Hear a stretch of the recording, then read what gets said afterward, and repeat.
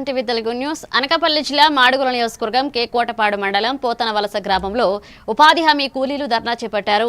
AP వ్యవసాయ కార్మిక సంఘ ఆధ్వర్యంలో జరిగిన ఈ ఆందోళనలో ఫేస్ యాప్ విధానాన్ని రద్దు చేయాలని ప్రధానంగా డిమాండ్ చేశారు. నెట్వర్క్ సమస్యలతో గంటల తరబడి వేచి ఉండాల్సి వస్తుందని, ఉదయం 5 గంటలకే పనికి హాజరు కావాల్సిన పరిస్థితి కార్మికులను ఇబ్బందులు గురిచేస్తుందని తెలిపారు. రోజువారీ కూలీ 700 పెంచాలని, సమ్మర్ అలవెన్స్ 60 ఇవ్వాలంటూ మజ్జిగ, మెడికల్ కిట్లు, టెంట్లు కల్పించాలని కోరారు. అలాగే ఈ విధానం కార్మికుల జీవనంపై తీవ్ర ప్రభావం చూపుతుందని నేతలు పేర్కొన్నారు.